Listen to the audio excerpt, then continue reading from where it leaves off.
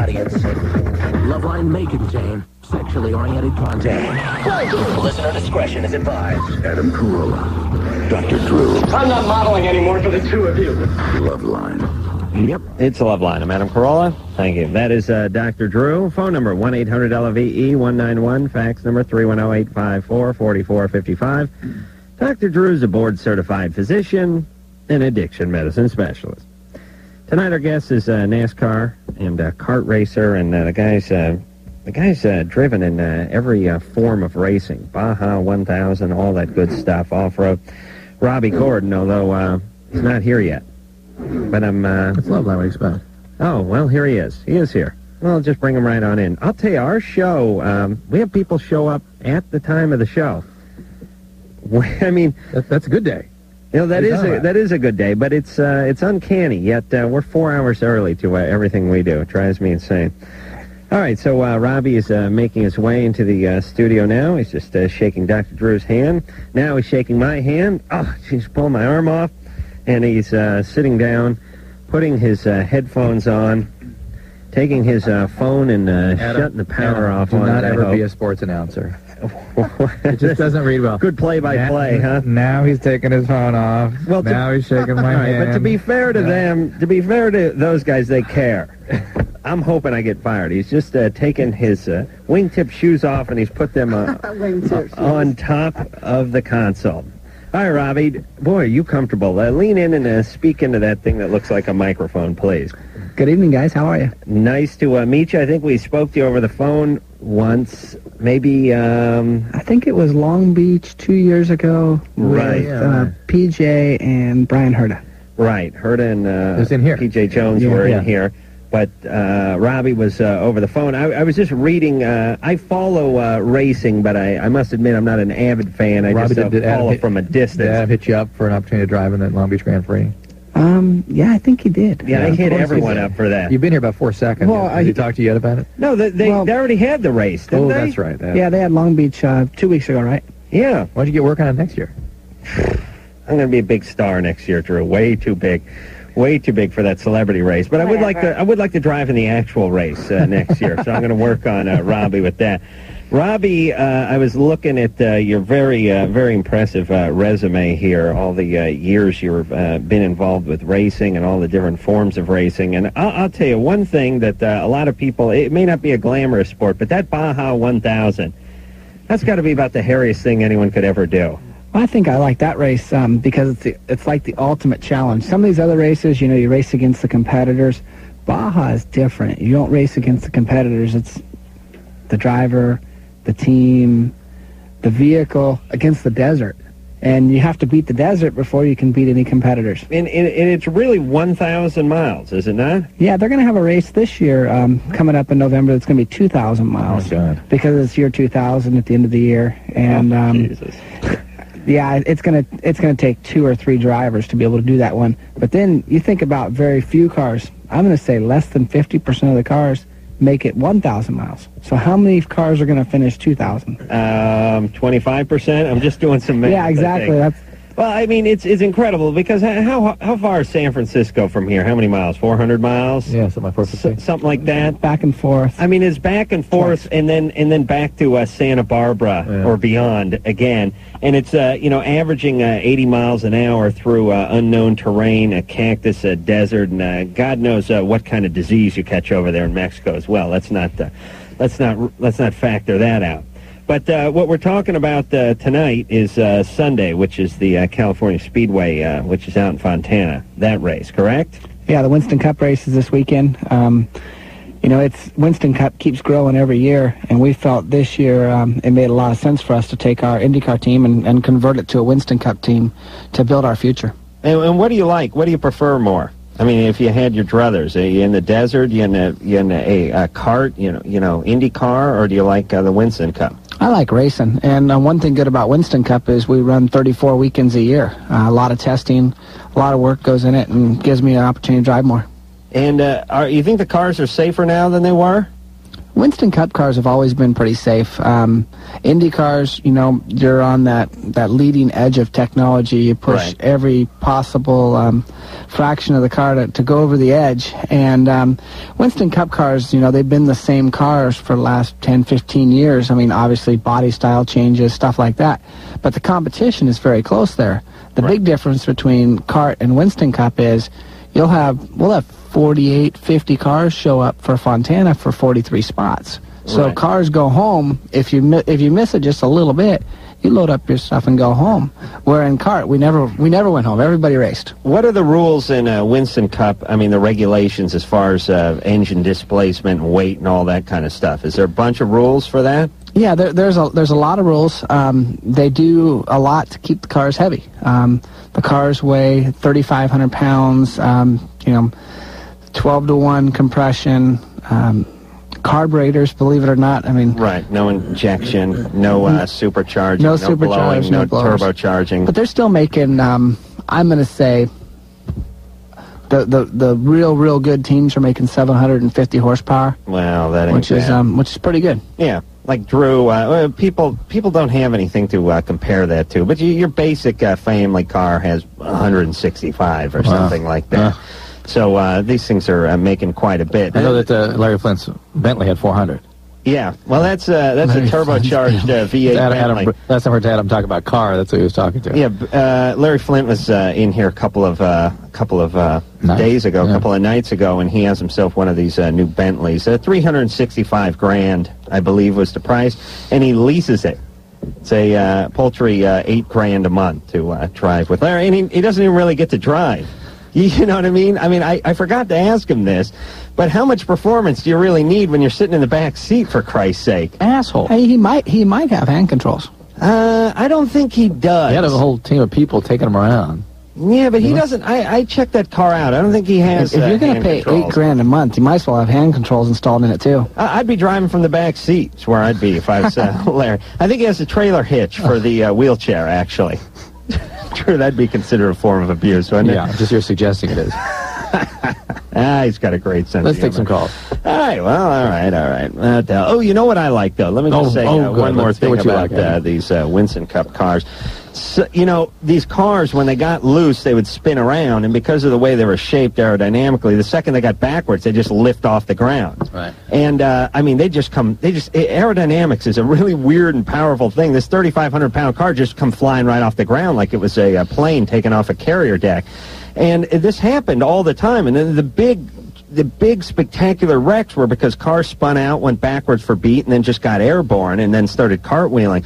Somebody figured out that if they put just a couple little, like 1 foot by 1 foot flaps in the roof that just laid flat, but when the car got backwards, obviously the wind got under them and they lifted up, cars don't come off the ground anymore. And it's not much, is it?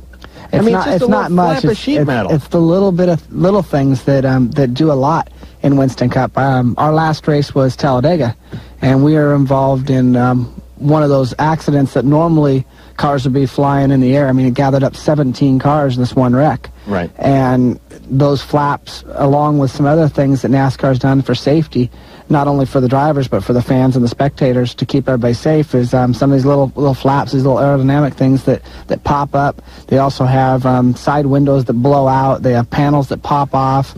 There's little flaps underneath the hood even that open up and let air out of the hood, so they keep them from getting airborne now. Well, God. Well, as a spectator, I can't say that I like it. I like to see the cars get airborne, but... you don't want to see them go over the fence, though. That'd be a bad deal. Well, no, I'm watching on TV, so I'd like to see a few hundred spectators taken out, yeah. No. What? No, please. I want to see spectacular, but I don't want to see anyone get hurt, at least that I know. Derek? He's just a dick. You're 18. What's up? What's up? Derek? Yeah? Yeah, what's your question? My question is, if I was to put cocaine in my girlfriend's vagina and have sex, would that hurt anything? No. It's done all the time. It's perfectly natural, perfectly healthy. Your soul would be hurt. How much money? My soul would be hurt. How much money do you have at 18 that you can be dumping a kilo of a coke in your girlfriend's vagina, as you put it? Not enough. All right. So you're just yanking our chains, Derek. Please. All right? Enjoy yourself. Yeah. It is a numbing agent, though, isn't it, Drew? Yeah, to some extent. What was that cocaine invented for? surgery is on the surface of the nose and the mouth, so you could apply it and it would give anesthesia and stop bleeding because it's a vasoconstrictor also. And the problem, the effect on the brain, the stuff people get high with, is actually different than the anesthetic effect. But the vasoconstrictor property is still what's so treacherous with that drug in terms of causing medical problems. It constricts the vessels to the heart, the kidney, the brain, and cause kidney failure, strokes, and heart attacks. Small price to pay for a good time, though. But, Drew, why is it that, is that why people start snorting it, or is it just total coincidence? I mean, you know what I mean? Was it being applied to some guy's nose, and he breathed in and went, hey, this ain't bad? Do you think that's how it got started? I don't know. It was probably liquid to start with. Good question. I don't know that. All right. Samantha. Hi. You're 17. Yeah. Basically my problem is that I just have really low self-esteem, and I've been to therapy and stuff. I'm just not sure if this is, like, normal, because I'm, you know, just a teenage girl, and I guess it's kind of normal, but I don't know if I should try to get medication or something, if it's, like, a depression thing. Well, are you depressed? I have been, but I don't think it's really that. It's just that, like, sometimes I just look at myself and it makes me sick. Like, I just get disgusted. Yeah. Well, the feelings of guilt and worthlessness can be symptoms of depression, too, so having that treated might not be a bad idea. But is there something you're working on in therapy?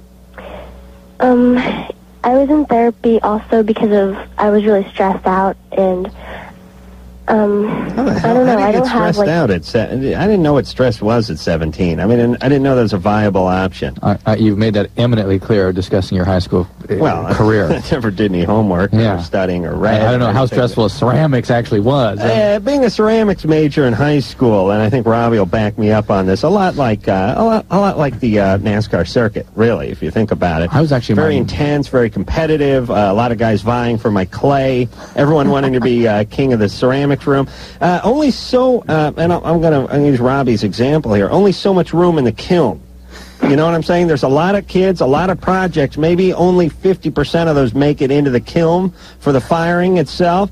So there's a certain amount of pressure, and that's where I think I gained my competitive edge over a lot of folks now. I was maximally stressed 18 to 22. You were? That was the peak stress years. Yeah, but you were studying, and your parents had plans for you, and you had potential. That whole potential thing, that's what causes stress. Samantha? Yeah. Do you have potential? Yeah. Ah, well, there you go. That's your problem. I don't know if it's the kind of thing that's normal, because, you know, I'm just a, you know... Well, I bet your parents are kind of freaked out, right? No, my parents love me. They've always been... Are they professional people? Yeah. They have they want a better life for you?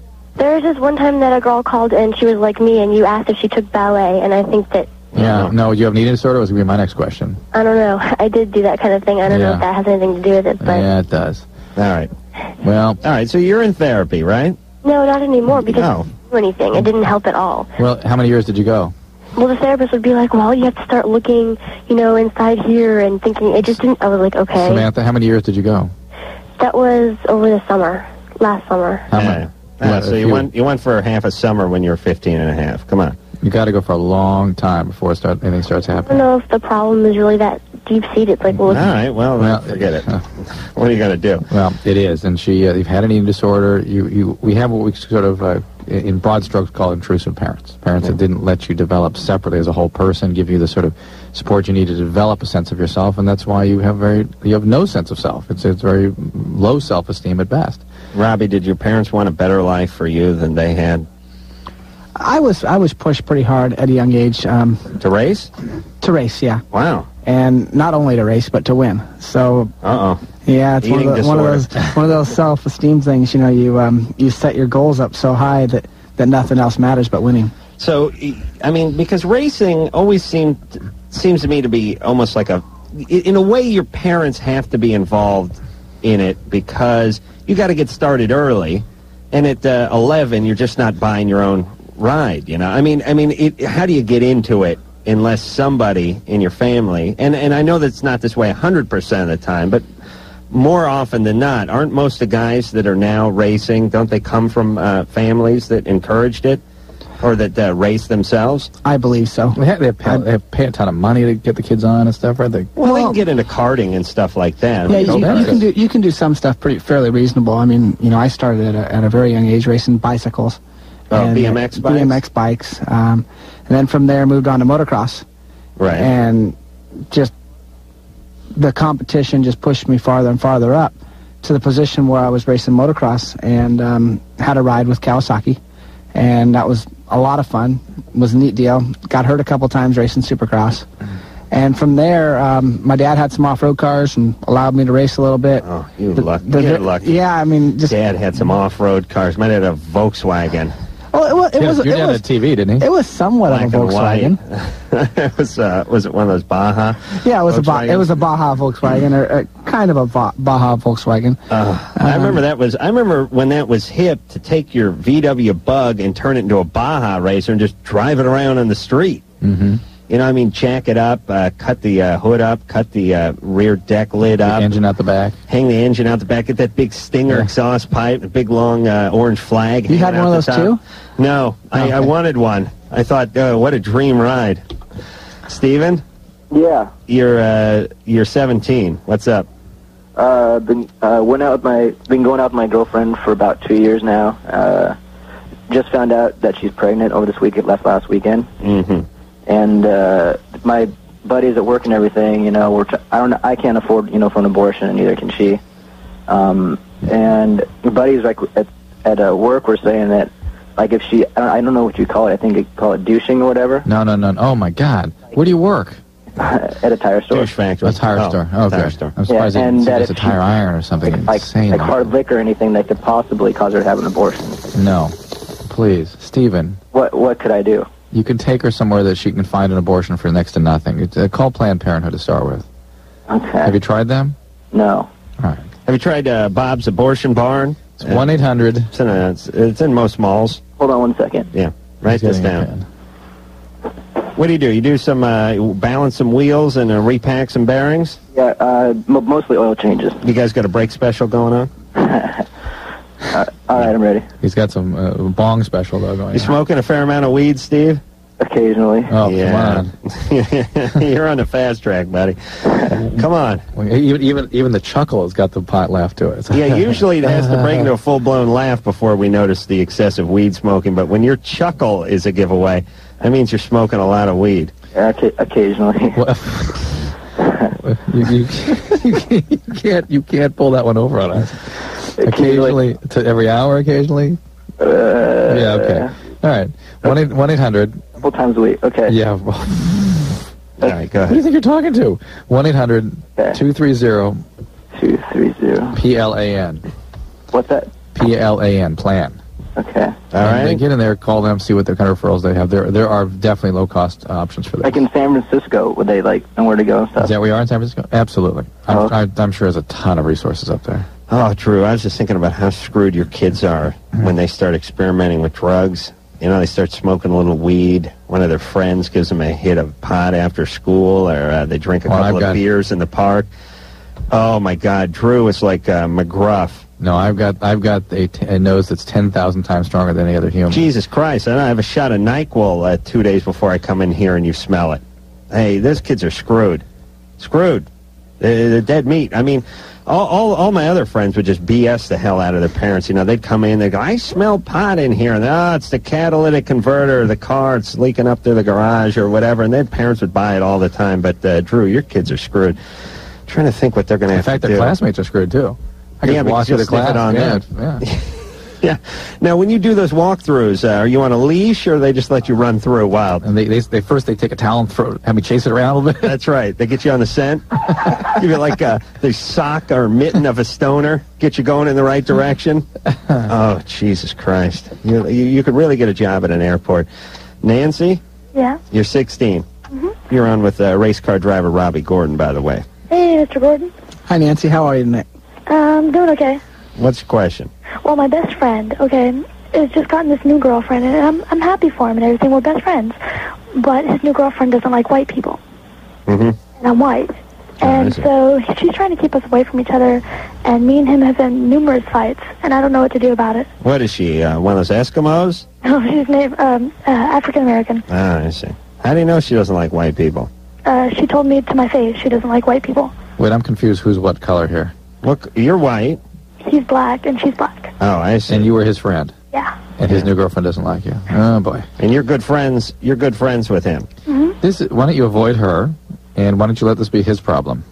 Okay. Okay, it's not your problem. Well, he should step in and say something, though, right? Yeah, or keep them apart. But if he wants to date somebody that's a racist, that's about him. And it's showing you something about him, though, and you might want to talk to him about that. Well, the worst part is she's two-faced, though. She's all nice to me to my face, and she's like, oh, hi, Kat. You know, I mean, how can I be mad at you? You're nice and you're sweet. And I'm like, okay, then don't be mad at me. Well, but wait a minute. I thought she said she didn't like white people to your face. She did, because she got mad at me when I finally told her that I was getting sick and tired of her two-faced. Well, but look, Other friends who tell me that. All right, hey, Nancy, drama you got some queen, stuff going just on, relax too, yeah. over there, would you? Huh? Maybe she just doesn't like you because you're a pain in the ass. Oh. You know what I'm saying? It can no, happen. Adam, please be a little more clear about this. Jeez.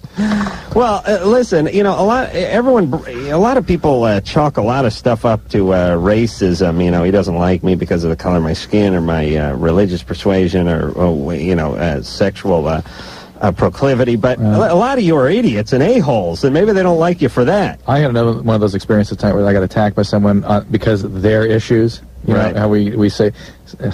What happened? I'll go on after the break. I was talking to Amanda Pete and interviewing her for some satellite cable. Who is Amanda Pete? Jack and Jill.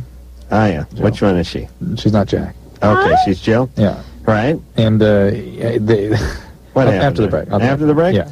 Oh, well, let me warn everybody. Also, well, let me reset the show. The man as they say show's in on, radio. no? Well, let me do my talking here. Robby Gordon is our guest. He's going to be driving in the Winston Cup race Sunday at the California Speedway in Fontana.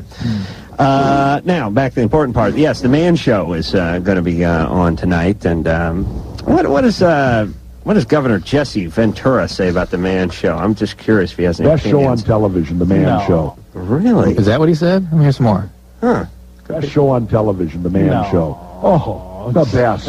If you can take it as a joke. What is It's the man show. It's a show. man. It's a show It's a that show for every, guys. Yeah, it's a show that I'm so surprised that the women's groups are not protesting it. Whatever. He says a few other good things about it, too. Have you flown him at her yet to have a surprise appearance? We're working on I'm it. sure He is my kind of guy. He's got my vote. I'm going to Minnesota to vote in the next election. Like I said, I'm giving the governor's approval to the man show. That's right. Totally unsolicited. All right, we will take ourselves a little break. We'll be back with Robby Gordon and you after this. We'll be right back with more.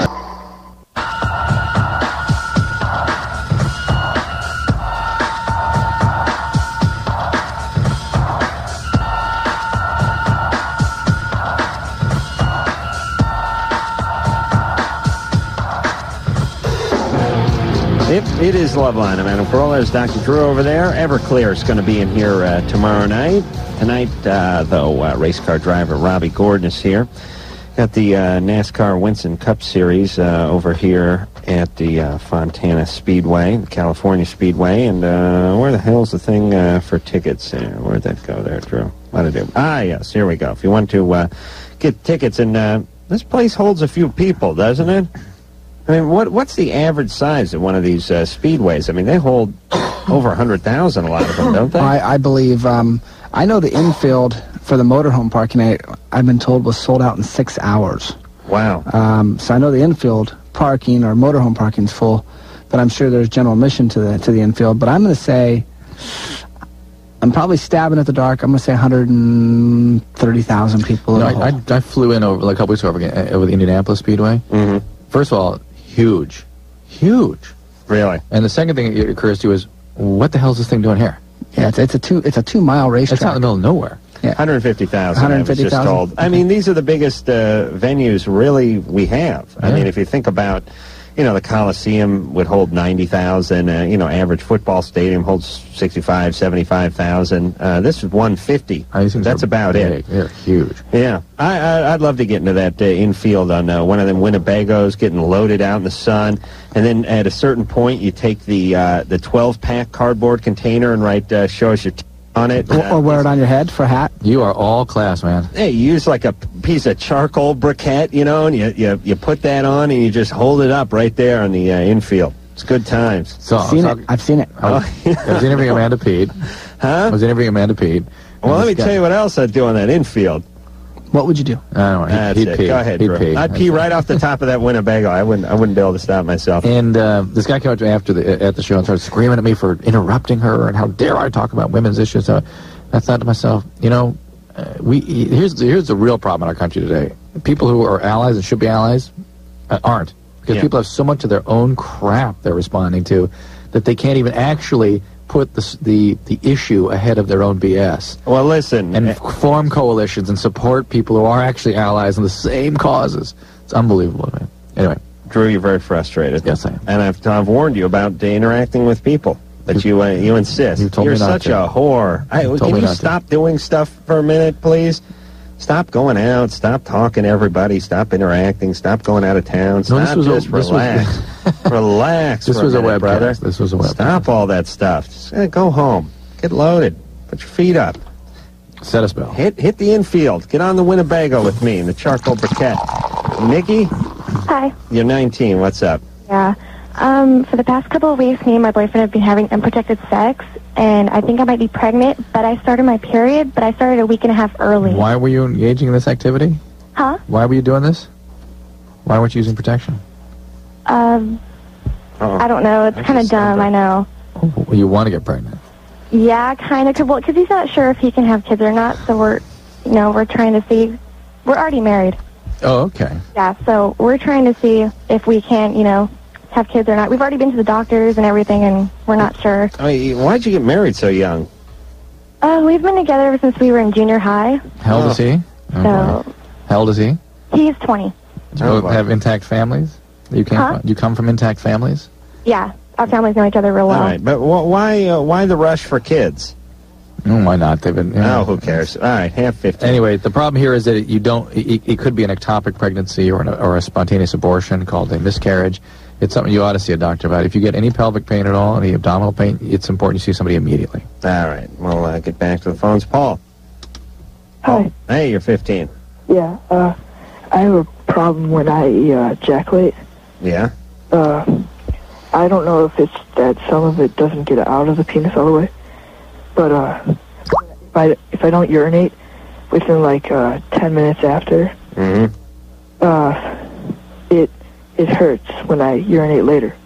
There's like a little something dried up, clogging the pipes. He's got to blow it out. Is it pain like a burning later, or is it like a crampy, like somebody kicked you in the testicles? Burning.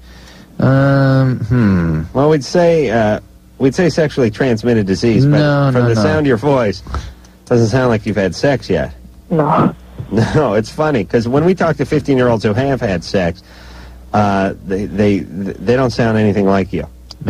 Maybe they talk like that before it happens to them, and that's what determines. Oh, that's what gets them laid. Interesting premise. But it allows them to go down that path. They're developed enough to be able to sort of push on. Another interesting premise. Boring, but interesting of course, at the same time. I'm proud of that. All right, so Paul, the answer is you must take a leak. Yeah, I wouldn't worry about it unless you get really kind of a visceral pain. Then it can be something a little different, but it's nothing you should be concerned about. But you should want to pee anyway because it's time for bed, right? Yeah. All right. I was trying to think. Now I get up. Robby, how old are you? Let's see. Are you 31, 32? 31. 31. If I sleep, I'd say about 2 or 3 nights out of the week, I'll get up and take a leak on a 7.5, 8 hour night of sleep. Now, 2 or 3 nights, I'd say, out of a seven night week. I never did this when I was 21, 22. Oh, and when you're 45? I'm just going to wet myself. I'm not getting up. The point is, and number 2 by 45, 50. But the point is I just thought it just dawned on me. I wet my bed when I was a kid for a while, longer than I should have. I was probably I don't know 9, 10, whatever I was. The point is when I look at my life as far as urinating in the middle of the night, there's going to be a very small window. When you step back and look at it, it's going to be like age 11 to 31. When it worked. Yeah. And then after that, all getting up and whizzing, or just myself. We'll have it be a very long chapter. What's that? You'll carry on about that for quite a long time. Drew, what is up with that? Is that all right for me to get up and take a leak? It's a little bit young for you to be... Now, never mind the fact that we sit here and drink coffee till midnight, and then you go home and drink half a bottle of wine. Start to booze. Yeah, sure. Is that it? That's it. So you're saying I have to go to Coke or let's see. I got to go with something that's not liquid, though. Is what you're saying, right? Pills. Like a Quaalude or something, right? Crush that up. That wouldn't. Crush that up in a little warm tea, a little green tea, something like that. Maybe a Valium, something like that, right? Okay. Point well taken, Drew. Thanks for the advice. That's why you're the doctor, buddy. Tony? Hello? You're 17. Yeah. Okay. During the summer, my cousin came down to visit. She lives in Seattle. How old is she? 17. All right. Did we talk to her last night or the night before? Remember that one? Yeah. Yeah, I heard, but no, that's not her. Right. And we got like kind of emotionally attached, and we ended up having sex. Mm-hmm. And well, she had to go back to Seattle because she was just visiting. He's our first cousin? We have the same grandfathers, not the same grandmothers. Huh. Mm-hmm. Yeah, okay. And then so, well, we kind of had like a relationship going on, but I haven't seen her for like a whole year already. And she's still kind of like attached, and I want to know how to like break it up with her because she's one of those people that needs like trauma in their life, like always. Oh boy. Yeah. Well, she's going to create it if you try to break it up. Yeah. Yeah, but Tony, you haven't seen her in a year, you said. Yeah, but we talk like. All right. Just slow it down. Slow it down. Yeah. Distance yourself. Slowly break it off. Where's this one going? You know what I mean? It's not that hard to distance yourself from somebody that lives 1,000 miles away. And your cousins. But that's why I think since she's a person that's always having like trauma in her life, she's gonna go and tell somebody. Well, knows about it, and like my parents will like kill me. You know what? Either way, if she's that chaotic, she's going to tell someone. Something you're going to do is going to be perceived as less than ideal. Yeah. And she'll react. Well, you have two choices: is start a family with your cousin, yeah, or break it off. I'm going to speak to Matt over here about the Baja 2000. Jesus, Robbie, Matt. Matt. Sorry. Yeah. Looking at Robbie up there. Yeah. What's up there, Matt? You got a question for Robbie? Yeah, man. I want to know if you're going to do the Baja 2000 this year. Well, we'd like to do the Baja. So far this season, we've been working really hard just trying to get the Winston Cup program going. Yeah, but this is like playing, man. This is like where the fun is. Matt is 25. Gassing, jumping, sliding. 25. I know. I've watched some of your videos, and just this guy Robbie's like 85 miles an hour, man. Hits on the gas in his truck and pops the front end up and is doing like a quarter-mile wheelie stand. Matt is stuck like at 14. Live. Matt, if you say the word boss or bitchin', I'm going to go through the roof. Dude is live in the desert. Matt, how much weed do you smoke? Because there's no other way. Matt. Yeah. No, ask it a little differently. How many times a day? How many times a day do you smoke weed? I don't. No, come on, brother. Totally stoked on. Who are you kidding? Come on, how much weed do you smoke? How much? Yeah. I don't. I'm yelling all the time. Like little kid races PW50s at Lake Elsinore. He could be no. Wow, you're just one of those guys. He's a racer. Yeah. He's a racer from the heart. All right. Use my voice all the time. All right. Yeah. All right, so what about it, Robbie? You going to do the 2000?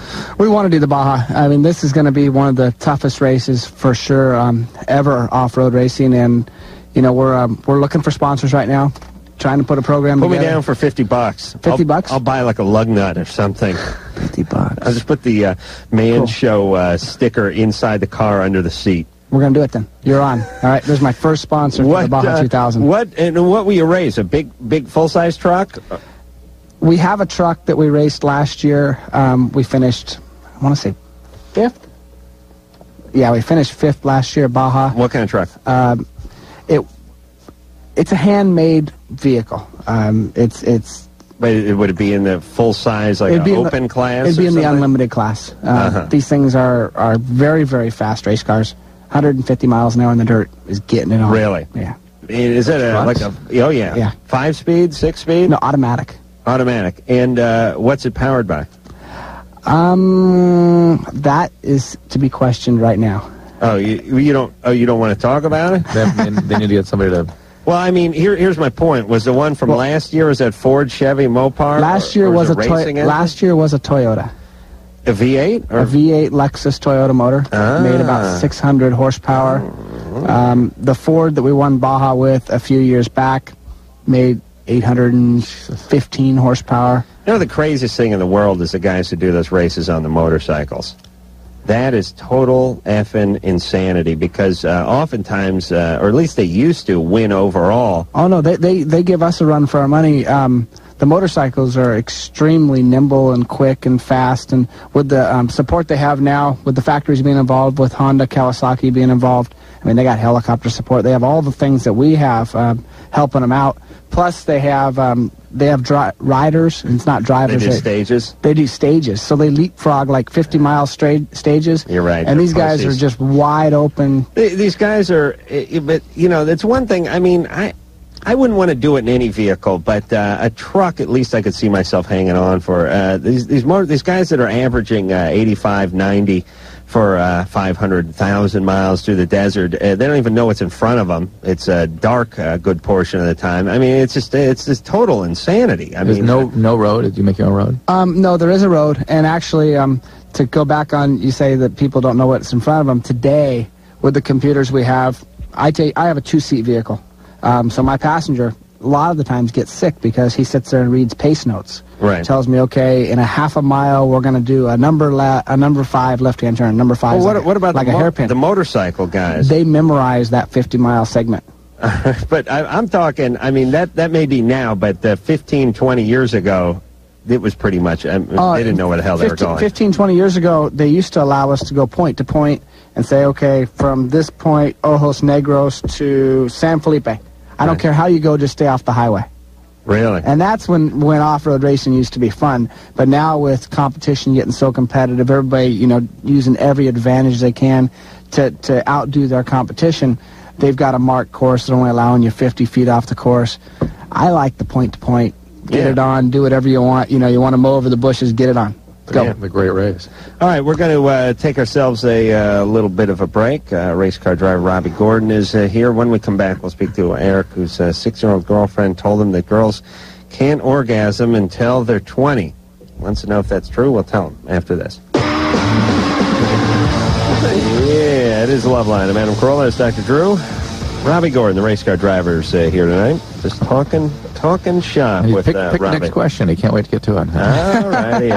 I just want to tell everybody that the California Speedway, where the big race is this Sunday, the big Winston car race, I'll just give the number you can call if you're interested in checking out that spectacle. 1-800-944-RACE. Again, 1-800-944-RACE. If you're anywhere around and you want to check out a huge event this Sunday, call that number. Eric? Yeah. You're 18. What's up? Oh, yes. Your girlfriend.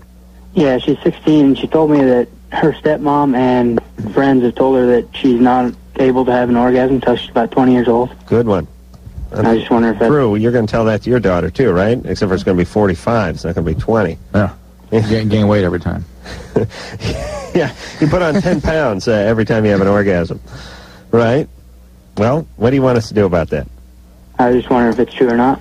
That the physiology of a female would not allow that till 20? Is that the question? Drew, no. Shut up with that pen. She maybe. No, that's not the case. It's easier as women get older. Yeah. And I believe that some of that is biology and some of that is just a familiarity with how this all works. The vagina is like a baseball mitt. It just sort of breaks in as they get a little older. And some women, it's easier Loosens up a little bit. all the way along. It's not a big deal from the beginning. Yeah, but it's like, I don't know. It's like it's like a new, we got Robby Gordon here. It's like a new engine, the vagina, when you're young. You know, you got to break it in. And then as you got to tune on it a little bit. Yeah, you got to take it easy. You don't get the performance out of it because you're still breaking it in. And then eventually you get too many miles on it, and I could say, you know, you need new rings, and it's leaking oil, it's burning oil. You need a valve job up there. It's blue smoke coming out of the ass. You know what I mean? It starts getting loose, and you got to rebuild the top end. Is what happens. So you get a boob job. That's rebuilding the top end, true. But there's really nothing you can do for the bottom end. I mean, that's a major overhaul. You know what's nice, Robby? I don't even hear him anymore. Sorry, I just realized I wasn't hearing a word you said. Well, amazing. It's the same with the racing engines. That's all I'm saying. Dan? Yeah? You're 16. What's up? Yeah, well, I took some math and shit. Yeah? Yeah. I was wondering, like, what the short-term effects might be and stuff like that. And, like, with the meth? One dose? Real fast? A single dose? Huh? $50 worth. One time? Yeah, well, yeah. And you snorted it? What? And you snorted it? What did it? You put it up your nose? Yeah, partly and partly smoked it. Smoked it. Oh, that's nice. Hey, you're 16? Yeah. Very age-appropriate, very normal, very healthy behavior. This isn't the first time you've done this, is it? No, actually, it's the third time. All right. Third time this week? What? All right. Hey, don't talk to Dan. Let me talk to Dan. Hey, Dan, when did you get high? When did I get high? Well, I started in 6th period, and then, like, after school type of thing. Well, today? Yeah. And then, like, about 6 o'clock, I finished it off. You can tell he's... Yeah, today, right? All right. Yeah, because you're kind of speedy. You're not going to sleep, and it's going to screw with your mood when you come off, and you may start thinking some very strange thoughts about people trying to do things to you, particularly families and friends and whatnot. Usually that's after you've been smoking for a while. Oh, okay. And you can have a stroke and a heart attack. Yeah. Hey, Dan, listen to me, you screwball. You're 16. You're not addicted to this stuff. Yet. But it is pretty addicting, and it's really, really it's really the worst drug you can do. It really is. You're really going to screw your life up, and you're going to end up screwing someone else up, too, because people get pretty violent on this stuff. You betcha. So, Dan, just don't do it anymore. All right, can I, like, switch in the video or something like that? Hey, Dan. Hey, Dan, if you want to... listen, if you're going to kill yourself, just kill yourself, would you? No, don't. I don't want to kill myself. Well, I don't care. Well, you're on the road. You're doing a good job of that. You're doing it slowly. And, no, switching to another drug is not okay. You might want to really... by the way, he is, of course, addicted. Yeah, it sort of sounds like it. Yeah, you don't switch like that. I know kill yourself is not great advice to the young teens that are listening to the program, but here's my plan, Drew. If you're hell-bent on destroying your life, do it before you kill someone innocent. You know what I mean? I mean, think about it. There's a fair amount of people that really should have done that. I mean, the list is pretty long. I'm not saying Dan is one of them, but you know what I'm saying? I could have talked to a few people at a certain point in their life. Would have been okay. I mean, the guy who killed John Lennon tried to kill himself. He got saved. It was great. He was as good as dead, and some fishermen found him trying to kill himself with carbon monoxide and woke him up, dragged him to a hospital. He barely got by, and then, 3 years later, he shot John Lennon. Interesting, isn't it? That wouldn't have been such a bad thing if he'd done himself in, would it have been? Huh? Huh? Well, what do you mean? Yes or no? These are big questions. I don't know what big questions? I think it would have been all right. He's in jail for the rest of his life, and John Lennon's dead. I think it would have been okay if the fishermen didn't find him, wouldn't you say? I honestly can't. I mean, oh, please. You know I'm right. Kevin? Yes, hi, Adam. Robby Gordon over here knows I'm right. He's been sucking carbon monoxide since he was 15 years old. But anyway, Dan needs to get some help for this, because he's going to need some real serious intervention. This is a serious Adam, deal. I think you're like one of the funniest guys I've ever... Why thank you, Kevin. TV, and Dr. Drew, you're probably one of the smartest men I've ever heard. Great. What's your question? Yeah, I'm 16 years old, and I haven't really fully, hit puberty yet. I'm, kind of afraid to, meet girls and everything, because I'm afraid, because, girls are, kind of really, really active today. How about 15-year-old? Maybe somebody a year younger than you. Yeah, no, but, I don't know. It's just, I'm afraid that they'll make fun of me if, they want to do something. No. Just, they're going to be... Look, I don't know. I think at your age especially, and I think women in general, really are looking for love and intimacy. And if that's what's on your agenda, too, a relationship, someone will be very happy with that. Is that what you want, Kevin? Do I want a relationship? All right, yeah. Yeah, I do want a relationship. Okay, all right. Just don't worry about it, Kevin. The performance aspects aren't going to become an issue. In fact, I think most women would be very relieved if you weren't pushing things in that direction. Well, he is a 16-year-old that sounds all of 11. Yeah. Well, that's out there. Yeah, it's amazing. And he may need a medical evaluation to make sure it's not something actually causing some problem with his pubertal onset. Really? Yeah. Hey, Kevin? Yeah? You got hair? Yeah, a little bit of hair down. Yeah. Did the nads drop yet? Yes, it is. All righty. Everything's in place. Put them on the phone. I'd like to talk to them. Hello? Are they there? Is that them? My nads? Yes. Can I talk to them?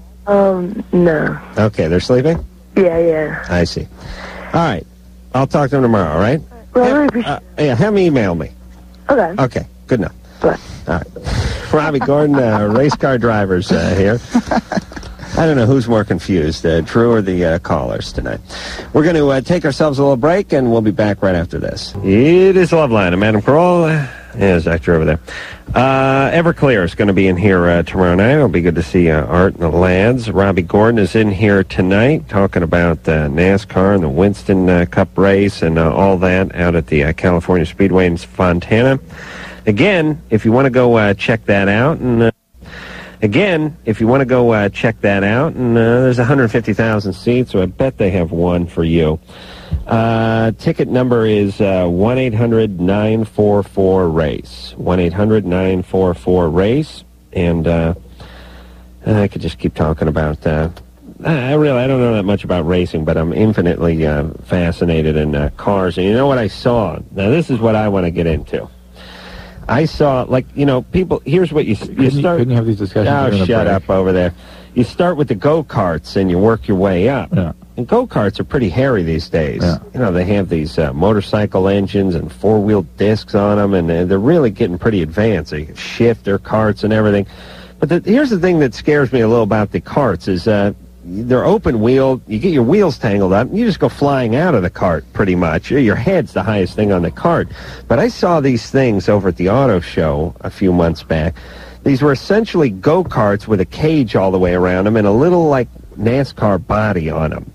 And so basically what it was is the size of a go-kart, except for you climbed into the thing, and it had a body all the way around it and a full cage all the way around it, and it wasn't that open wheel, and it had a little fire suppression system and the whole thing. So you could have your really cheap form of competitive, intimate racing, but you didn't have to worry about flying out and banging your head. And I can't think what these things are called. They're called dwarfs. There you go. And Humpy Wheeler, one of the guys that has some Winston Cup racetracks, he was the one that... Humpy Wheeler. He hangs out with Rusty Cleat over in the infield. Humpy Wheeler. Yeah. Way. Humpy and Bruton Smith, they do a really good job promoting NASCAR races. Humpy Wheeler. Seriously, that's his name. And he was I believe the one that got involved with the dwarf cars, and that's actually a little series they have. Oh, now, I would love to get into those dwarf cars. Yeah, they have like a GSXR 1100 engine in them or something like that with 6-speed transmissions. They're pretty neat little cars. And they cook. I mean, they're fast and they look pretty safe. As far as at least they look safer than the go-karts do. We have some shifter carts. There's about there 4 of us on our team that have shifter carts. We go out racing all the time. Those motorcycle engine deals, and we get pretty nutty with those things, and been pretty fortunate not to get them upside down. But if you do get upside down, you're going out. It's like a drag boat. I mean, you're getting ejected, right? I think we're all bumping and grinding in those carts, but we do it at a lower speed. We do it in the corners instead of on the wide open straightaways at 100. I'd like to be put in touch with this Humpy Wheeler because I got to get into these dwarf cars. These dwarfs. Very popular. I mean, there's not hundreds. There's thousands of them around, and they have little series that run around. I know they have a little series that runs. I believe they run out of Irwindale and some of these other tracks. Right now, there's a couple of Shriners that are currently the points leaders on the dwarf car circuit. Yeah, they had their bodies modified to accommodate the fez and tassel hanging out of the top. All right, Jason, Humpy Wheeler. Hey, how you guys? Humpy Wheeler. We're fine. What's going on? Not too much. Wow, you guys just hit me kind of. I wasn't unexpected, middle of drawing. Yeah, my situation is 25, so, you deal with all that thing about being a virgin as is, and being older, it's a strain, but I live with it because it's a choice I made. Not to take away from the fact that choice that you made, or a choice that every chick whose pants you couldn't get into made? Yeah, I know. No, it's because I've seen the effects of sex. My older sister, when I was in high school, she experienced rape. And, it was really traumatic for the whole family. And from then on, I kind of made a choice saying, you know what, I saw how destructive it could be. And being at the age of 14, 15 when it occurred, it really disillusions you from that. And so I made a choice. Hey, Jason. Yeah? Let's talk reality for a second. Sure. You're pretty nutty. I mean, you're whacked out, right? Okay. Well, you know what I'm saying. Your sister got raped, so you made a choice that you weren't going to go down that route. Mm-hmm. Listen, just don't rape anybody. I know, but at the same token, though... No. Listen, what's up? Are you on medication? No, I'm on no medication. Have you ever been told that you should be on medication? No, not at all. What do you do for a living? Right now, I'm a waiter, actually. Uh-oh. And what are you drawing? A Pegasus right now? Pegasus? No, Adam. I know it sounds crazy, and It does. Yes, you do sound very crazy. I'm being honest with you. I get the gay thing from him, like, oh, you must... Uh-oh. I mean, I know it sounds crazy, Adam. That's option number 2. I'd go back to crazy if I were you. Oh, and also you have to but it's not to say, when I say sex, I mean intercourse. I'm not saying oral. I'm not saying, I mean, Dr. Drew, you understand there are other methods of intercourse, of orgasm. All right, hold on a second there. Uh-huh. What is he saying? I'm going to get it. Okay, well, listen, I know you two don't want to play the heavy here, but what the hell, Robbie? You might as well chime in. You're not coming back tomorrow night. This guy's nuts as the day is long. Hey, you're hearing it, aren't you? I mean, Drew, you can hear... No, I don't get it. You're not hearing his nuttiness? No. Oh, what the hell is anxious. wrong with you? I get the anxiety, but I don't No, get please. I get Humpy Wheeler in here. He knows more than you. This man is insane.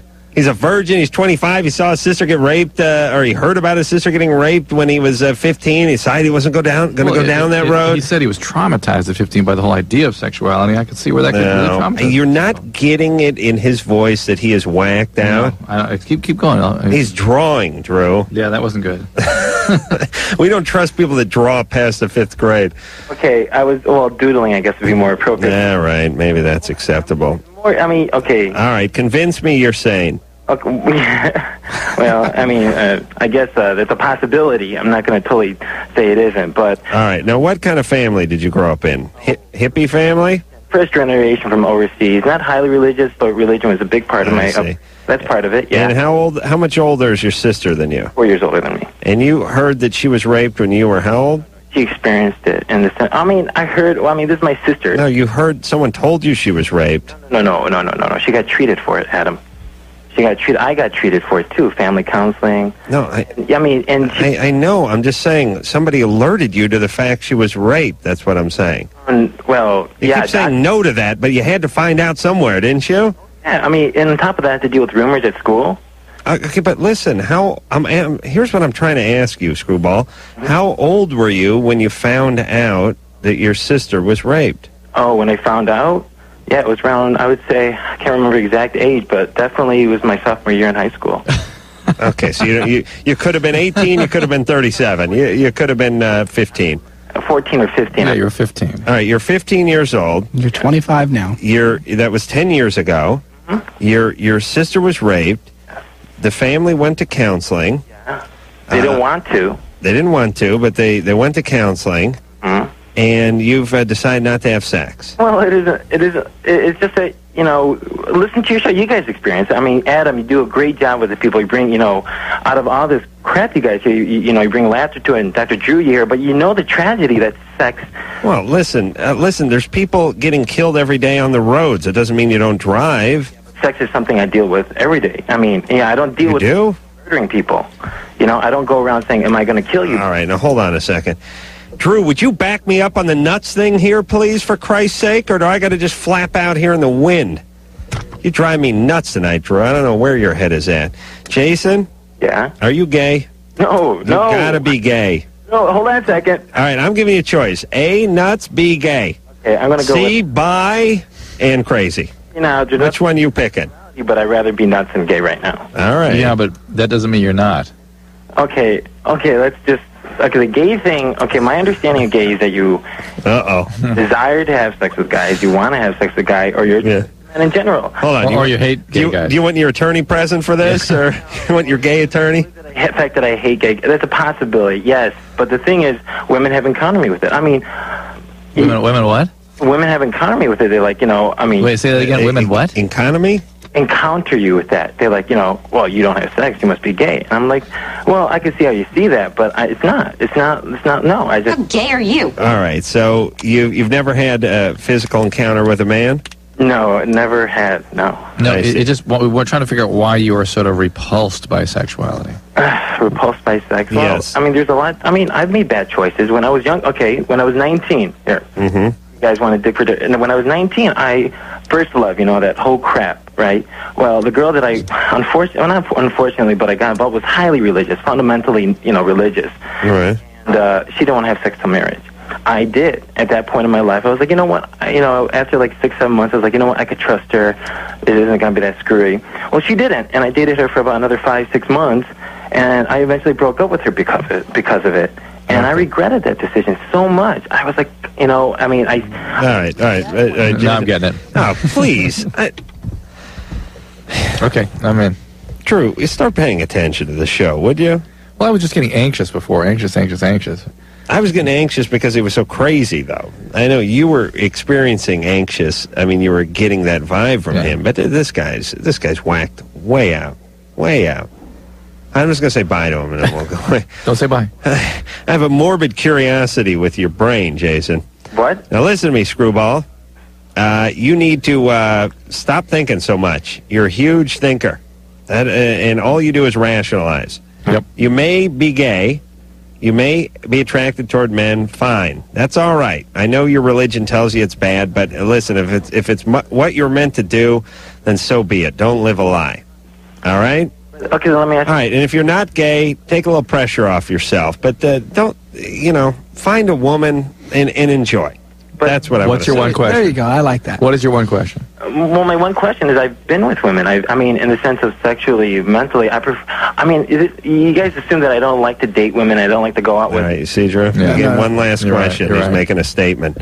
No, Hey, we're getting the Unabomber manifesto on his last question. it's interesting. But He's got a Unabomber story. Listen, Jason, brother, I don't know. You're not gay. You're straight as an arrow. You're just 25 and that's actually scared of women. Here's what you need to do. Just find yourself a nice waitress girl that at the restaurant you work at and ask around on a date, but don't talk too much. You understand? Adam, you assume that I have a hard time meeting women. Yes, I do. don't? Yes, you must be the best-looking guy on the goddamn planet then. I'll tell you that right now. I know how to listen to him. All right, good. All right, now listen to me. Don't talk. All right, relax. I'm going to let you get back to your doodling. All right, brother? Oh, Jason. Yeah, I'm here. Now, come on, don't give me the cold shoulder. You know I love you. It isn't about that. I know, but listen, I speak to you truthfully because I love you, all right?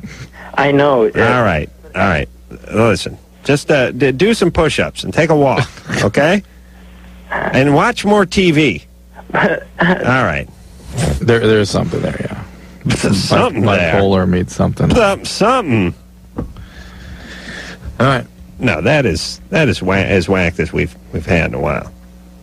Yeah, you don't get that vibe? Not as intensely as you do. True. If you want me to go back and talk no, to I him, don't. No. Yeah, that whole tangential quality and stuff like that. There you go. Jeff? Yeah. You're 16. Yeah. Basically, I gathered from watching TV the other night that excessive masturbation will lead to somebody raping people. What TV show were you watching? It was like a... You watching the Rape Channel? No. Man Show? It was like 2020 or some... I don't know when it was. The Man Show's on the Rape Channel now. That excessive masturbation will lead to becoming a rapist? Yeah. Oh, come on. What the hell are you watching? It was this guy, Joseph something, who, was peering into people's windows and masturbating and raping. Oh, I saw that. Yeah. Peering into a window and masturbating is not... It's a totally different behavior than just plain old masturbation.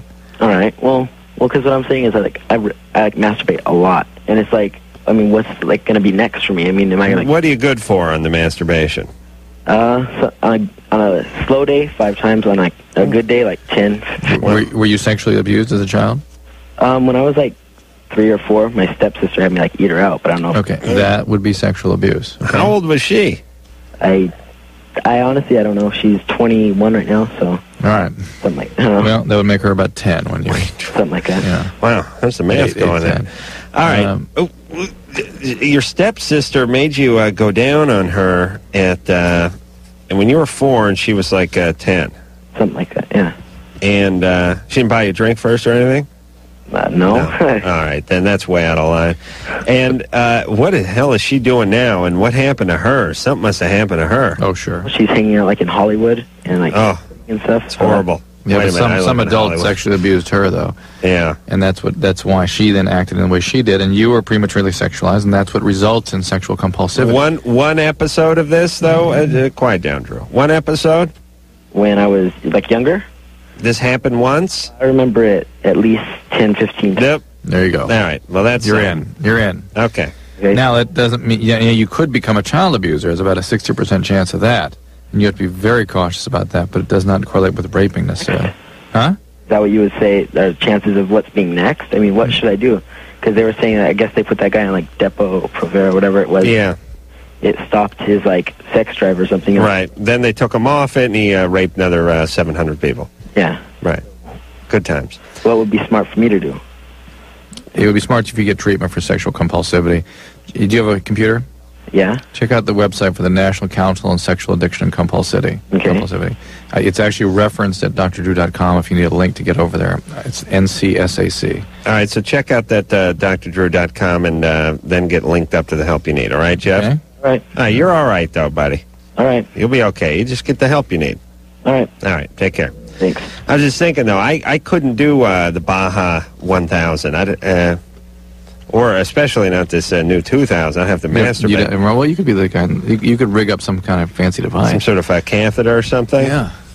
Interesting. I mean, all the vibrations going on. How long is that 1,000? How long is that race? I think he'd only make it 200 miles. Yeah, I'd have to pull over. How long is it? Really, how long is that race? How long in the car? 15 hours? 20 hours? Something? I mean... The 2000? Well, the 2000 is going to be... I think the record is 1650 for 1,000 miles. Oh, no. So you're talking 32 hours. Impossible. This guy... don't even talk about it anymore. 5 to 10 times. Like it's traumatizing. You just think about it. On a good day. Couldn't be done. He's talking 200 miles. He's got to pull over. Yeah. He's going to get beat. Yeah, you're going to lose time. In more ways than one, huh? No matter how well you drove, you pull over to masturbate, and a guy's driving by, and you figure if they're honking the horn and whatnot, it's going to add a few minutes. I mean, you're just distracted, let's face it. You're whacking off to a lizard out there. Steven? Yes? You're 18, what's up? Yeah, well, I wanted to ask you about men having multiple orgasms. All right. Now, with my girlfriend and I, I ended up doing it once. All right, well, let me first define, at least the way I like to, a multiple orgasm for a male. Right. That would be same boner, different jizz. Exactly. Right. Yeah, after I did it, was only a half hour, and I tried to keep on going further and further. Right. I ended up still staying erect, and I ended up, like, starting all over again, and then another hour later... Well, what do you mean you started all over again? That's not multiple orgasm. That's just starting all over again. I stayed hard, though. Like, but in my mind, I kind of started all over again. No. A woman who's multiply orgasmic will go from orgasm to orgasm to orgasm. I mean, there will be no delay in between. Yeah, you peeling another one off an hour and 15 minutes later is not a multiple orgasm, you Nimrod. No, I mean, like, the same orgasm. I mean, the same hard-on. It doesn't matter. Yeah, but listen. Same boner, different jizz? Yeah, but here's the deal. Here's the caveat. The new jizz has to come down the pike, down the flume immediately. Yeah, I'll give you a couple of minutes. Yeah, a couple of minutes. Yeah, you dab your brow or whatever. But here's truly orgasmic women will just go from one to the next to the next to the next, like that. Just like this Winston Cup has its own set of rules and criteria. I have the same for the multi-orgasm. I'm going to need the same erection. I'm going to need new sperm out of the same old erection, and it's going to have to happen within, let's say, one Beatles song. But it really has to be... You know what I'm saying? To be truly orgasmic... You can't go an hour and a half later. Yeah, to be truly multi-orgasmic... I could keep the same boner going for an hour and a half if I talk to it and milk it along. Yeah, some splint, duct tape, a couple tongue depressors. I could keep the same one going. But it would have to go... from one to the next to the next, not without any refractoriness, no detumescence, no starting over. Right. Just well, he didn't detumesce. He just but the whole process detumesced. I'm starting over again. Yeah, but detumescence is losing the wiener. Yeah, I know. Thank you. Drew. Who's the doctor over here? I understand. What happened? But the whole arousal cycle. Where's the old Dr. Drew? The smart one? What happened to him? All right, where are we going here? Over to line 6? No. No? No, let's go over here. Oh, we're over here first. Robbie wanted to talk to Joe. Well, he's too modest. Someone wants to ask Robbie a question. Sean? Hello? You're 18. What's up? I just have a question for Robby Gordon. Hi, Sean. How are you? I was wondering how you got started in racing. Would that be doodling? In racing. Doodling during class, would that be? Drawing pictures of cars and motorcycles? Just being a crappy student? I don't know, starting at like Irwindale type of track, or do you do something like that? I actually started on BMX. I think you probably missed the first part of the show. We talked about some of this stuff. Started racing BMX, from there to motocross. Motocross to broken bones. Wasn't able to race motocross, so raced a car and happened to win. And from that point on, I've been racing cars and was successful for a while, but kind of been out of victory lane for a couple of years now, so I'm working hard getting back in. Yeah, you're going to be at California this weekend? Yeah, we tested there last week. We're very excited about California. Racing Winston Cup this year, we're a new race team, so we go to tracks. We don't have a lot of data, a lot of information to fall back on. So tracks that we get an opportunity to go and test, we learn a lot. It's easy for us to fall back on that information and have a competitive weekend. Thanks, Sean. Thank you. Yeah, it's interesting. So, meaning if your team had been to a certain track year after year, you'd have data from last season to look at and examine. Yeah, we're actually entering some races blind, and that's why some of the tracks we've struggled. Tracks that we've tested, like Vegas, we tested. We had a very good test there. We ended up leading laps and finishing 12th.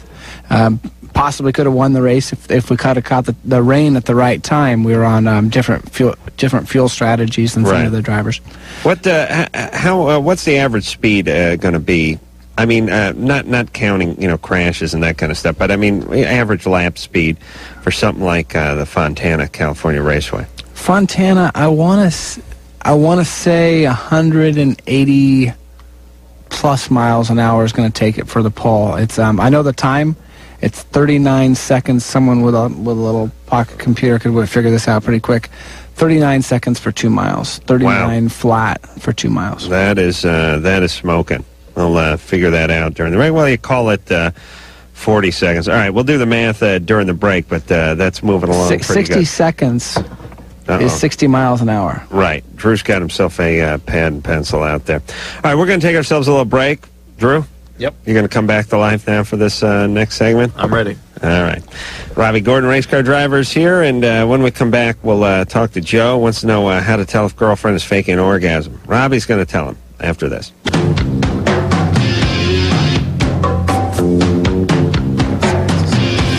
It is Loveline. I'm Adam Carolla. That is Dr. Drew. Phone number 1-800-LVE-191. Robby Gordon. Racing Robby Gordon is here tonight. He is can be found next racing at the Winston circuit over there at the fabulous California Speedway in Fontana. And again, if you want to check out that spectacle, how long would a race typically last with cautions and whatevers? I mean, I know they vary, but 500 miles this weekend. Mm-hmm. We're looking at 3.5 hours of actual race. From the time we take the green till the time we take checkered, somewhere around that time. And if you want to check that out, 1-800-944-RACE. 1-800-944-RACE. But these things are all-day events. I mean, people go out there, they get drunk, they tailgate, they hang out. Yeah, I mean, if you're not at the racetrack by 9 o'clock, you're going to sit in traffic. You may miss the start of it. Really? Yeah. What time is the start? I believe the start's 11:30. Oh, yeah, they get going early. Yeah. Hey, Robbie got race car Fritos. I got race car Fritos. Are those one of your coworkers brought them into me? High octane Fritos? No, they're only honey barbecue. Honey barbecue. Yeah, I mean, if they were high octane, they'd be flaming hot, right? Let me tell you, those should be illegal because Fritos themselves are like heroin already. You start factoring the honey barbecue flavor, and that's it. I mean, you know what I mean? It's not fair. Yeah, that's like freebasing at that point. All right, we're going to hop back on the phones and speak to Joe. Joe? Yeah, how's it going, guys? Good. What's happening? First of all, I just want to say, you guys got a great thing going here with the show. Thanks. People out. I've been going with my girlfriend for about a month and a half or so. Mm-hmm. And in the past couple of weeks, we've been making out, and I've wandered down there with my hand, and about 4 times or so, and every single time she comes up screaming. And, I'd love to have that much self-confidence to believe that I'm doing the one doing it, but, how do I know whether or not she's faking that? You just put your hand down her pants and she has an orgasm? I work it around. I go in a little circular motion. Yeah. I move my hand around in there. I insert. I do the stuff, and it's the first time I've done it on her, and every single time she just, Yeah, she could be that Some way. women are that way. Robbie had an interesting suggestion that this is a way to tell. Does she have goosebumps? She have goosebumps? No, I don't remember feeling goosebumps. It's an interesting idea. It is interesting because guys are always looking for a definitive piece of evidence, something tangible, something physical, and of course the bellowing could all be an act, but goosebumps you couldn't fake. Couldn't fake goosebumps. That's why it's so sort of surprising that women are humiliated when female ejaculation occurs. Because men are just, hey, that's great. Yeah, guys love that. That's a trophy. That's the head of the boar you shot with your crossbow. Feedback. What that is. I mean, that's something to bring home. That's not the one that got away. That's something you mount. I'd put that in a Dixie cup and mount it in the den. Big plaque. Maybe a big trophy, like the way Fletch brought the vomit in. That's right. There you go. All right. So, listen, but here's my take. If they're having an orgasm when they don't have to, they ain't faking it. You know what I'm saying? No. You have no idea what I'm saying. Well, You're thick as a brick. No, but but what do you mean by they don't have to? What is well, here's what I'm saying. Here's how you know. Here's what I mean. You oftentimes know when someone is lying by the circumstances. Right. You know what I mean? Yeah. Like when you ask somebody a question and they give you an answer and it doesn't help them or it doesn't matter or it was a long time ago, you don't assume they're lying. Right. When they catch them running down the street and you tackle them and ask them if they stole something, they go, no. I mean, you think they're lying. Right. And so with orgasm, the context. If you're on top of a woman for, an hour and she's just kind of lying there and you can tell she's uncomfortable and all of a sudden an orgasm comes flying out, that means, all right, sweaty guy, roll over. I'm going to get you off. You're done. Hit the showers. I'm giving you the hook. And you get an orgasm in that situation, you might want to question it.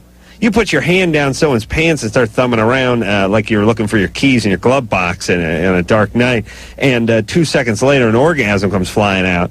That may be real, because why fake it at that point? Right. You know what I mean? I mean, it's not uncomfortable. Right. You just got started. There's no reason.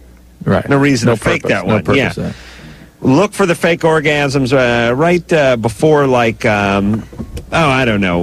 Murphy Brown. Murphy Brown. So, no, wait, that show's been off the air for 3 seasons, I'm sure.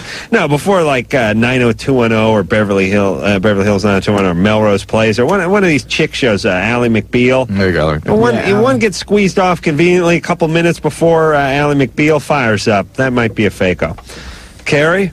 Yeah. You're 17. Huh? What's up? Well, I'm a virgin, okay, and like, I'm craving sex. What do you mean? I don't know, because I will meet a guy, and he'll act, we'll be getting like, yeah, we have it planned for tomorrow or whatever. Planned what? About having sex. Mm-hmm. And then they would just, and then like, it makes me anxious, and I want it, and then they can't leave, they don't come, they don't meet me or whatever. What? The guys never sort of come through after making plans with her to have sex. Yeah. This can't happen that often. It happens all the time. Do you freak the guys out? You scare them in some way? No, I don't act like I'm all anxious about it in front of them, but, I'm like, okay, I'm going to do this tomorrow, whatever. How do you plan this out with them? Yeah, why do you wait till the next day? I don't know, because, like, we'll talk for a while, do things, and then, like, he'll ask me, if I want to have sex. I'm like, yeah, when do you want to do this? And most likely he'll say, like, today or tomorrow or something. And then when we get ready to do this... like this... a normal human male behavior right there. Yeah, most guys do that. They'll put sex off. He probably wants to study, hit the books one more day. But how about study the Bible? Well, let me check my schedule. See if you can fit it in. Yeah, most guys, it's pow. Well, I mean, here's the way. I'll thumb through my my calendar, and I'll say, honestly, I can squeeze you in for sex in about 15 minutes. There's an opening for a BJ though right now. By the way, no waiting. Are these guys a lot older or a lot younger? They're either my age or like 23 or something. That's a lot older. They're either my age or 23. Right? That's big. Hey, Carrie, what's up with you, sweet pea? I don't know. I mean, what? Ooh. Every. All right. How many times does this happen? Like 10. Okay. Carrie? Yeah? I'm glad. I really am. Oh, yes. You don't sound like you're ready for it. It sounds like you're trying to accomplish something with sex that ain't going to work. That's not going to suit you well. All right, and that's my nasally drone in the background, which always means it's time to go. Work on having a relationship, not worry about hooking up with somebody and then scheduling a illicit encounter. Sex appointment, yeah. Just find a guy you like, slow down, have a few dates, and take it the old-fashioned way. Nicole? Yes. You're 21? Yes. What's up? Hi, Adam. Hey. Hi, Dr. Dre. Nicole? Dr. Dre. Drew. Drew. Yeah. Dr. Drew, I'm sorry. Say hi to Robby Gordon. I don't even listen to Dr. Dre very often. All right, goofball. What's your... Jesus Christ. It started off great. I don't know. I just want to know, I guess, how come I become emotionally wrapped up in these guys that eventually don't even... I'm 21 years old, and I haven't ever had a real relationship where I can say, this is my boyfriend, and hold hands in public, and just, Yeah. be normal. Yeah, why not? Don't get me wrong, I've had potential suitors. I was with somebody for 4 years, and he even threw it in my face. Or I was never your boyfriend, and all this stuff. And Hold on. You're with someone for 4 years, and he said he was never your boyfriend? Isn't that a jerk? Well, no, he's a jerk, yeah, but you're a fool. Well, yeah. Okay. But I also... Listen, don't make me feel bad by agreeing with me. Well, I deserved it, too, because I was very immature, and I was raised in a Catholic home, and... Are you a virgin? No. I was with this guy for... Certainly not. Oh, that's a guy's worst nightmare. He goes out with a girl, he's starting to like her, and he says, are you a virgin? And she goes, oh.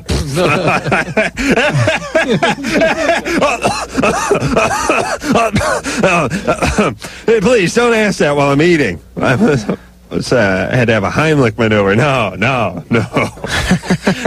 Try not to work the laugh into it. Just a quick, no, not at the time. All right, so anyway, not currently, no. All right, so no, you're not. And is something wrong with you? You a little husky? I am large, yes. You're a big gal. Yeah. Where'd you get that from? Mom said. I'm big, but I'm... What are you coming in at? A what? What are you weighing in at? 190. 190? How tall are you? 5'7". 5'7". Hold on a second. I got to do the radio math. This is going to be harder than figuring out the average speed at the raceway. But see, she said 5'7", 190. Yeah. You might need to go on a break. Last time you had to go on a break to figure out the average speed. I can figure this out. This is quick radio math. 5'7", 190. Carry this 6. Rolling around 4. Yeah. Okay. I got it. She is That has nothing to do with it. 5'5" and a quarter, 207. What? Yeah, I did the radio math. That's all. Try 2. She's up to 2. I got you up 10 pounds. It only took me 5 seconds. I get you up 215, 220. That's not the point. All right. Well, here's my point. The point is I'd like to know why I get emotionally wrapped up in it. All right. And then they leave me. I'm gonna help you. Well, guys are cruel. The world is cruel. That's how they behave. And guys they'll date a big gal, but they won't show her off to her friends and hold hands, especially younger guys. It's not fair, but that's the way it works. I wasn't always this way. Well, they knew you were going to pack the weight on. I'm 70 when I was dating this other guy. All right. Well, then listen. I mean, all right. You've got 2 choices. You either find a nice guy or you find a black guy. How long before you got wrapped up in They love the big women, the black men. How long had you been dating before you got real involved? So say when you were 170, you got involved with that guy. How long before you got involved? How many dates? How many days? Okay, we were 4 years. This was a long time ago, and we were more of a social group, and we were friends, and then we started having sex. All right. That wasn't a relationship. No, you thought it was. For 4 years it went on. But all he was doing was having sex. Exactly. He wasn't attached. Right. So that's how he left. He wasn't involved in a relationship at all. Then I meet this guy. He moves off to be in a band. All right. Hey, wait, Nicole. Nicole, we got to go to break, but let me just give you a piece of advice. Yeah. And I don't want to be the bearer of bad news, but here's what you need to do. You focus on losing the weight. For your health. Well, right, yeah. Yeah, it's good for you, and it'll make you feel better about yourself, and other people will feel better, too, and I bet this thing will magically clear up. Just don't think about it too much. Give yourself 4 months, 6 months, Hey, get a little exercise, get on a diet, don't eat any of them Raceway honey barbecued Fritos, and you know what I mean? Just focus on yourself, your health. Start walking, start taking care of yourself, feeling better about yourself, and I bet guys will start coming around. Well, don't get me wrong. I attract guys. All right. Oh, I know you attract guys, but I'm talking about the right kind of guys. Yeah, I want. All right. So why don't you just do that? Okay. All right. I just do it. It's going to be the easiest. It'll be easy. I mean, listen. I don't want to sound cruel. I don't want to sound like a sexist pig, but you're talking to a 21-year-old woman who's 200 pounds, and we're going to talk until we're all blue in the face about why guys aren't holding hands with her and why guys aren't making her. They just want sex, but they don't want to be her girlfriend, boyfriend, and so on and so forth. And it would just be, let's call a spade a spade. Let's not ignore the obvious. Guys are very visual and physically oriented, and call us immature, especially younger guys. And if you want to find yourself a nice guy, you're going to have to drop a few pounds. I mean, that's going to be the easy answer. And if you get down, then call us back if it keeps going. Then we'll address it. All right? All right. We'll be back. What's up? Loveline will be right back.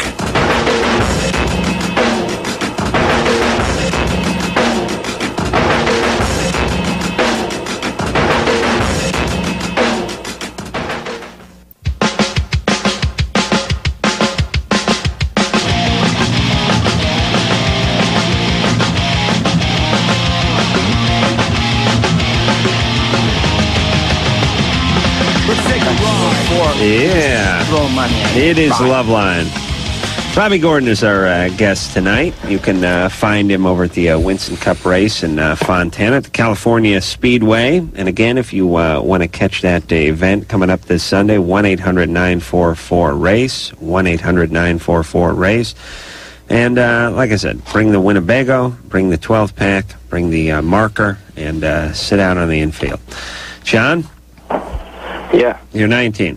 Uh-huh. You've only been able to ejaculate once during sex. That's right. How many times you had sex? Well, first time I did was when I was 18. I'm probably just maybe 24 times since then. Wow. Where are you living? On a swamp? What's that? Are you, who are you, Huck Finn? No. Are you out on a swamp right now? No swamp. I got a lot going on over there. In an aviary? What's that? That place where they keep birds? No. See, wow. Big words. Yeah.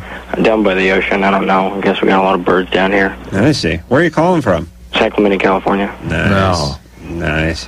All right, John. So, now, do you masturbate? Yeah. And that works okay? That's fine. I'm not sure what he's asking. Well, he's saying that when he's alone, he's okay, but when he's with a woman, he has a little difficulty pounding one out. You can't ejaculate when you're with a woman? No. I mean, I don't when I'm with one, and I just... You want to, though, right? Well, I mean, I think it would finish the job, but, I think she'd get kind of offended. And then usually they say all right, well, hold on. enough that they can't, get me off. Listen, Screwball, do you want to have an orgasm or not? Forget about them. Oh, yeah, but, I mean... You do. Are you anxious when you're with them? Nervous? Or scared? Pardon me? Oh, boy. Hey, John. Yeah? Listen, you don't deserve an orgasm.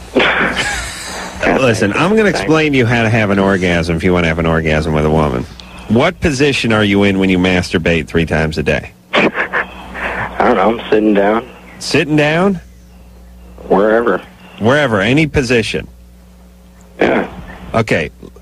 Oh, boy, you're so eloquent. John, I hate all our callers. Stop calling, all you idiots. Yeah, thanks, man. All right, listen. I don't know, sitting on the toilet. Sitting on the toilet. All right, here's what I'm saying. I'm going to get you an orgasm if I got to come over there and suck it out of you myself. If I got to send Robbie over there, I'm going to get you an orgasm. You won't be doing that. Oh, well, he could get there faster, man, that's all I'm saying. Here's what I want you to do. Start masturbating in one position. Like, get down on your back, lie down on your bed, and masturbate, right? Yeah. All right, screw you. Screw you. Listen, I don't need that. Is it got to have that long pause before the yeah? Do you know what I'm saying? Is there something wrong with me? Yes. He's jacked. There is? Yeah. That's all right, though. But am I right that John sounds sort of like a little passive aggressive or something. Like he's pissed off. He's calling us. He wants an answer, but he's not going to play along. Yeah. That's the feeling I get with a lot of the people who call this show. Yeah. I'm reaching out to you, but screw you. Yeah. And I'm not playing along. Yeah. So I get all whipped up. I get excited. I start getting animated. I start giving an answer, and they're not having any of it. That's right. And you know what my thing is with that, all you? Go screw yourselves, all of you. I could care less. I'm rich. I laugh my ass off all the way to the bank. Shane, please, I could care less about you idiots. Shane? You're 36. Hi, what's going on? Quick, before I get to my question, I clicked on the condom on DrDrew.com, and instead of the 3 condoms, I ended up with 3 bumper stickers. Does that kind of work like flypaper? Yeah, you wrap it around your penis. You didn't get 3 condoms? I didn't get 3 condoms. I got 3 condoms. How long ago did you log on? Excuse me? How long ago did you log on? 3 weeks ago, 4 weeks ago, and it was DrDrew.com. I wonder if there's there may have been some delay. Maybe they're going to send you the condoms later. But to my knowledge, question they should keep coming. Okay. My question is, my daughter is in kindergarten. I volunteer once a week at her school, and on occasion I go out to the playground with her and her classmates. About a week ago, I went out, and I discovered a used condom out there. I informed the staff and the principal, and to my amazement, this is a regular occurrence for them, and that once a week or so, they police the grounds to look for such things. What? My question is what's going on in that playground? I don't know. Safe sex. Where are you living? You know, Midnight Rendezvous is in the stars at night. I don't know. However, I've talked with a few people. In fact, I've gotten an appointment with the local press to discuss this matter, and hopefully they'll run it and bring it to the community's attention. My question to you is, what kind of risk hazards is my daughter being exposed to? Should she find one of these and go, oh, cool, look what I found, not knowing what she actually found? Well, listen, I used a tampon applicator like a periscope, like a telescope when I was a kid, so look at me, I'm fine. I mean, my sister drank out of a urine sample jar for about 2 years. But I swear to God, she Carolla. did. I know. That's right. She could be doing better. You're right. I think something may have happened to her. It's an interesting question. It's not something that you would sort of routinely expect to be a significant risk. All right. If your daughter found it, as you pick she'd something be up fine. and pour something in her mouth or in their eye or something, I mean, listen, if she found it just after it came off of someone, that's one thing. But if it's been sitting around for a while, it's dried up, it's fine. Yeah. Why does everyone calling this show sound insane tonight, by the way? Didn't Shane have a little... You're extra irritable tonight. Is it just me? You're extra irritable. Shane? Yes? What do you do for a living, buddy? I work for myself. I'm a commercial window washer. How's that? Self-employed. Yeah. What size squeegee you go with? The one that I standardly use is 12-inch. 12-incher? Yeah. I go 14, but that's me. Excuse me? I'm a 14 guy, but that's the way I do windows. You know, I'm not saying the way you do it is wrong. But I turn better with the 12, and I got a few 22. There's no doubt a 12 is more maneuverable. I just cover more window with a 14, and it's a trade-off. I think, Robbie, you jump in here, but, you know, you set your car up for straightaway, you're set up for the corners, but there's a trade-off. It depends on how big windows. I mean, if you're running long straightaways, right, you got to have maybe the 24. But back to my question. Yeah, you may want to step up. Yeah. Hepatitis, is she exposed to venereal diseases, or will this expose to the air? No, she's fine. If it's all dried up, you're basically okay. Don't worry about it. The liquid, if it gets poured in her mouth or eye or something, I mean, that's not an unrealistic concern, but pretty far out. Shane, how much alcohol do you run in your mixture? Shot and a half, depends on... Shot, yeah. Again, I go 2 shots, but that's me. All right, Shane. Isopropyl or a Kamchatka? All right, take care. Mm-hmm. Yeah, denatured. I run about 2 shots denatured alcohol. I run about a 30% Windex, and I don't know if I should say it on the air, but a cap of vinegar. All right, there's my secret. So I said it. Fine. Distilled water always, too. And again, I go with a 14-inch squeegee unless it's a tight course. All right, get back on the phones here. Neil? Hey. You're 29. How you doing? Good. What's up? Hey, I wanted to say hi to Robby Gordon. Hi, Neil. How are you tonight? All right. Hey, my buddy Garner Holmes tells me to tell you hi. I guess he worked for the Hay and Grain Company way back when. Okay, for the father's company. I'm sorry? For my dad's company. Right. Great.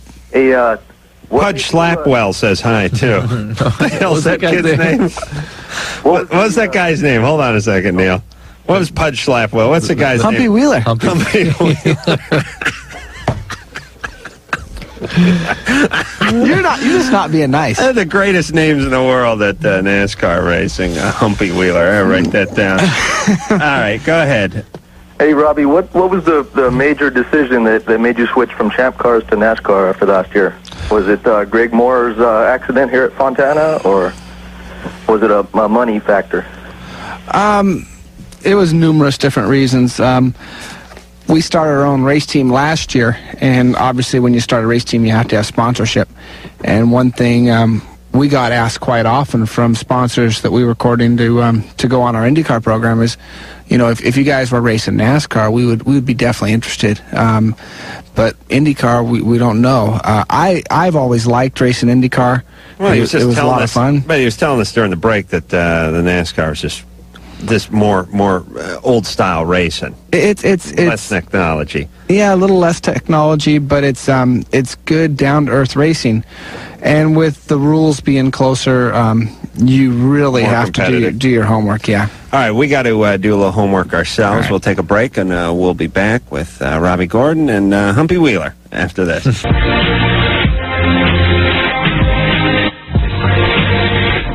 We're back again. This is Dr. Drew. Loveline is over. Robby Gordon was our guest tonight. We're actually done, Robby. And I was just learning more about him. I wish I could actually talk when Adam was here. Adam just kind of ducked out for a second here. But I learned a ton about Robby in the last break. He's running his own team. He's going to be racing till he's 40. All kinds of stuff we could have talked about if Adam was here gumming and chawing and carrying on here.